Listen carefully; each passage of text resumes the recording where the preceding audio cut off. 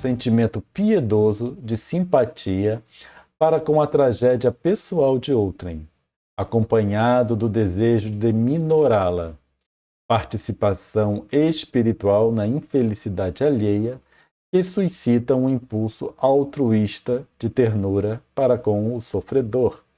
Então nós vemos que nessa definição está muito relacionado em alguém em uma condição melhor, tendo compaixão com alguém que está numa condição pior, por assim dizer, né? Numa escala, sempre o melhor e o pior. Então, nós vemos que o nosso entendimento de compaixão e também o nosso sentimento de caridade está muito relacionado com uma nossa visão de nos posicionarmos em uma situação melhor do que a do outro, né? Essa visão que muitas vezes nós precisamos mudar um pouco.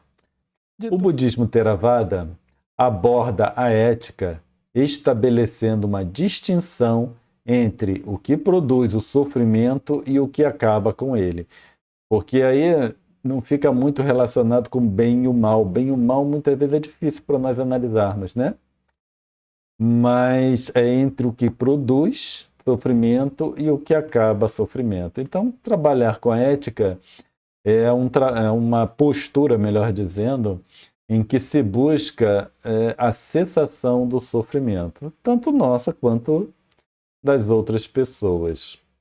Facilita muito a forma como nós analisamos o nosso próprio comportamento e o comportamento alheio também, porque analisando o comportamento alheio, nós temos umas diretrizes acerca da nossa própria forma de se comportar. Porque quando nós nos comportamos com ética, nós estamos fazendo bem para os outros, mas também estamos fazendo bem para nós mesmos.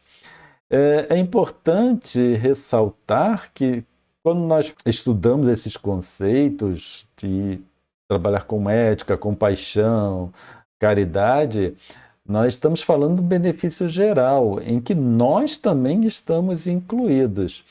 O que está completamente em acordo com as palavras de Jesus, em que ele diz que devemos amar ao próximo como a nós mesmos. Então, nós estamos envolvidos em todo esse processo, ou melhor, nós estamos incluídos em todos esses processos, certo?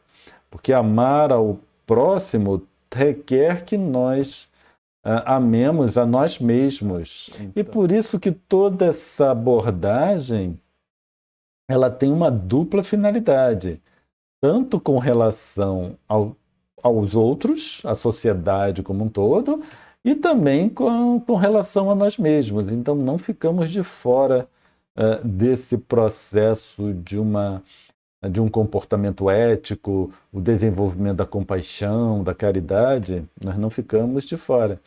E aí é interessante porque não é só uma posição nossa com relação aos outros, como nós falamos no início, né? Nos colocando assim como se estivéssemos numa condição melhor. Mas, normalmente, nós temos essa compaixão, caridade, fazer para com aquele que está numa condição pior do que a nossa, dependendo da avaliação de cada um, do que considera melhor ou do que considera pior. Este é um dos pontos em questão, certo?